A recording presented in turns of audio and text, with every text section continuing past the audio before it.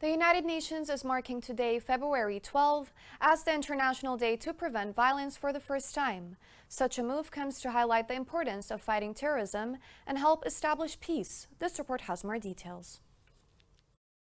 The Houthi armed group, which took over the capital city Sana'a by force in late 2014, has expanded its control to much of the country. They have violated the laws of war, including indiscriminately shelling civilians, laying anti-personnel landmines, impeding humanitarian supplies, arbitrarily detaining individuals, committing acts of torture, and conscripting child soldiers. The Secretary General of the United Nations, Antonio Guterres, called for us to work together today and every day to build more peaceful, inclusive, and stable societies in which there is no place for terrorism and violent extremism. The United Nations commemorates for the first time the International Day for Preventing Violent Extremism in order to raise awareness of the threats associated with this problem and to enhance international cooperation in this regard.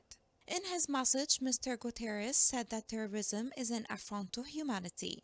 It targets people of all ages, cultures, religions, and nationalities. It undermines the values that bind us together. It threatens collective efforts to promote peace and security, protect human rights, provide humanitarian assistance, and advance sustainable development. The Secretary General stressed the importance of being more attentive than ever before, noting that terrorist and violent extremist groups find the internet a fertile ground to spread their malicious toxins. Terrorist groups and movements are becoming more dangerous day after day, and they are now the number one internal security threat in many countries and the fastest growing threat in them. The Secretary General stated that we must act to meet the challenge, noting that through prevention and addressing the underlying conditions that can lead to terrorism in the first place, through inclusion in ensuring that counterterrorism strategies reflect a wide range of voices, especially minorities, women, and youth,